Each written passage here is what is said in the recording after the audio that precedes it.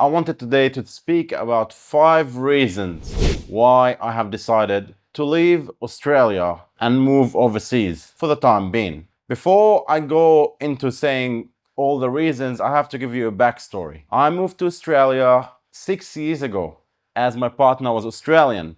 We lived overseas, we had a business together, and we applied for a visa to move to Australia. We got the visa after a while and we moved to Melbourne. We lived a year in Melbourne and then we moved to Gold Coast. We lived in Gold Coast for around 5 years, give or take.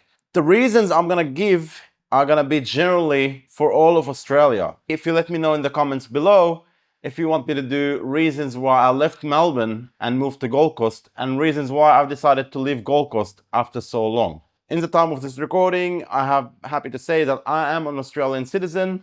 So for all intents and purposes, I am an Australian. Australia is home. It's been home for a long time. Reason number 1. And one of the most important and deciding factors in my choice and my partner's choice to leave Australia is the enormous cost of housing prices, rental prices. There is a crisis now in Australia with rentals, especially in Gold Coast. Rental prices went through the roof.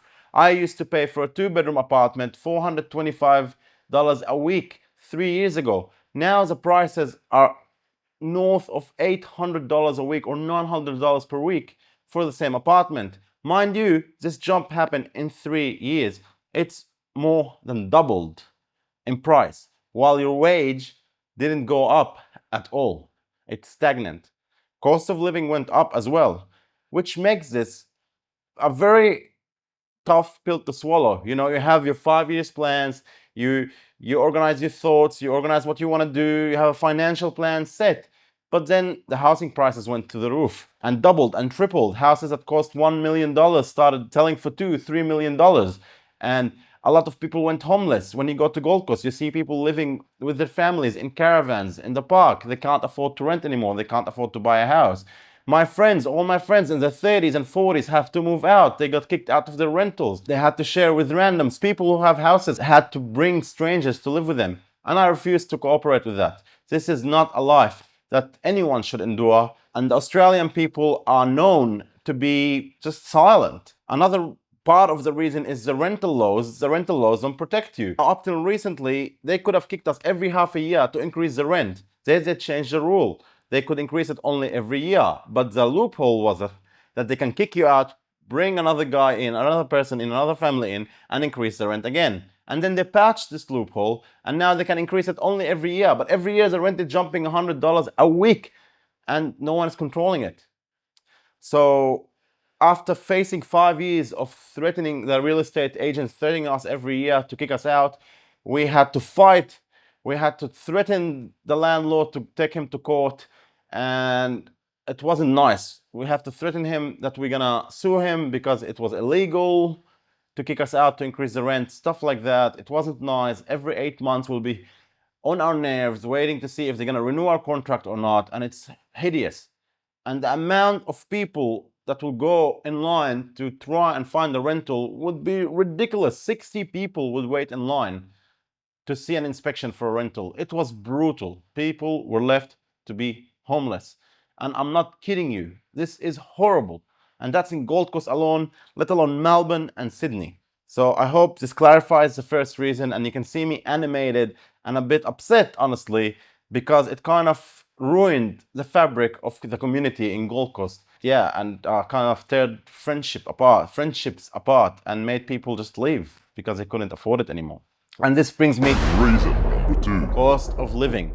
Alongside the housing prices, the cost of living skyrocketed. Everything in the last 3 years doubled in price. Some stuff even quadrupled in price. I'll give you an example. We use a lot of olive oil. What happened to olive oil? 2-3 years ago, you would pay $25 for 3 liters of olive oil. Now you're lucky to find it for $60. This is almost triple the price in 3 years. Everyday items went and doubled up in price. Everything costs more now, and there's a duopoly and monopolies in Australia. You have Coles and Woolworths, you have Bunnings, and it seems like everything is run by these corporations. They can do whatever they want and the government doesn't interfere. And then you have the Labour and Liberal government serving the same lords, which is basically, and you have other ministers saying they're not going to tame the housing prices. They're going to keep them increasing, but at a lower rate, instead of 1,000% at 5%. Meanwhile, Australians can't secure a house and they can't afford to buy groceries. And life is becoming very difficult. When you pay your rent, when you pay your groceries, when you pay your bills, it's just you're left with no money, no matter what salary are you doing. If you hope to achieve this promotion, to make your business work stronger and make more money, they'll come and bite the money out of you through taxes, through bills, through cost of living, through traveling, which I'll reach to it in a minute. Reason number 3. Traveling, which I just said. After COVID, the price for the flights kind of doubled, tripled. You used to be able to go to Europe with 2,000 Australian dollars. Now it's 3,000 return, if you're lucky. Australia is so far from the world, but that's not an excuse. I knew it when I came here. It's very difficult to travel. But back in the day, you used to earn a good wage and you used to pay a reasonable amount of rent and reasonable amount for the house prices, so you would be able to save and go on a vacation for a month and take your family with you. Nowadays, forget about it. People who are making $200,000 a year, $300,000 as a household, or $400,000 are struggling to take their families abroad.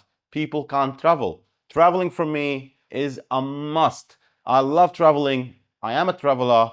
I lived in different continents. I lived in different countries. I lived in Italy. I lived in occupied Palestine. I lived in Australia.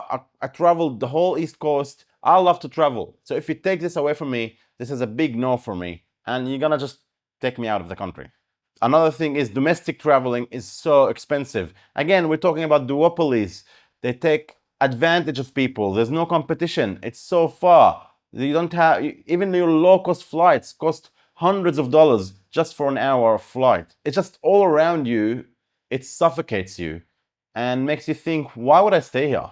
No matter how creative you are, no matter how much you're business minded, you wouldn't want to stay here for those exact reasons. Plus, at the distance, why work so hard to make so much money where you can take your creativity and your entrepreneurship and make this money elsewhere and not have to endure these distances, especially with all the other pointers that I spoke about. Reason number 4. You have the vast emptiness of Australia and lack of creativity. And I'll give you an example. And lack of opportunity. And hang on, don't bite my head, I'll explain. If you're in Europe right now and you have an opportunity, you'll jump on a plane and you travel to a second country without thinking about it, and you go get that opportunity. In Australia, it's impossible. Again, it's very far. You can't just jump for a weekend in Marseille or in Paris or in Rome and be like, I'll be back in the weekend. It's gonna take you the weekend to reach from Australia to Paris. The people lack creativity. And don't be offended, my fellow Aussies, but all I've heard you say, all you talk about is investments in properties. Properties this, properties that. I want to invest in property. Properties are meant for living, not just as an investment tool. You guys are obsessed with properties, and it's just not healthy. This country lacks creativity. I can't remember the last thing besides Canva and a couple more companies that came out of this country. This world is dominated by IT, by tech, and Australia has nothing to show for. Why? Because first of all, it's not friendly for entrepreneurs. It's very expensive to start anything here, and it feels like the government doesn't want you to do well. They don't want you to start anything. It feels like this country is geared only towards investments in properties. And as an entrepreneur, as someone who started multiple startups, some failed, some succeeded, some failed in Australia, some succeeded. It's just gutting when you see that the government lacks support, because the government doesn't want to support advancement in tech. I started a company, and a service that cost few dollars a year in America to run would have costed me $200,000 a year in Australia just to implement it on top of the few dollars that they would take from every transaction. Maybe I'll explain in another video more, but it's ridiculous. It's very hard to do tech here. Australia is also very, very, very behind with technology, very behind with IT. It feels like you live in a cave, let alone the internet speeds. The lack of creativity, the lack of opportunity in that sense was a driving factor for me. Now, if you're a builder, if you want to do corporate work, Australia is pretty good in this sense. You have Melbourne and Sydney for corporate. You have the whole of Australia for building. So if you're a tradie, you can make good amount of money here. But if you're IT guy, if you're a passionate creator, if you're an entrepreneur, Australia, I'm sorry, is not for you. So I had decided to go elsewhere. And that brings me to the last part of my rant, reasons why I left Australia. Reason number 5. Because the people are not friendly. Yes, they will greet you in the street and say, "G'day, mate. How are you, mate?" Especially in Queensland, I found that they're more friendly because the sun was out there and it was nicer overall. But other than that, they don't want you as part of the circle. If you go to Melbourne, people don't want to make eye contact with you. People will never invite you out. You'll feel lonely. In Queensland, the same thing. If you're not part of some groups, you'll never make friends in Australia. I am a person that always made friends wherever he goes. I have friends in Italy, I have friends in England, I have friends in Holland, Netherlands, Turkey. I have friends everywhere. And mind you, I'm sorry, my friends from the rest of the world that I can't name you. Spain, everywhere.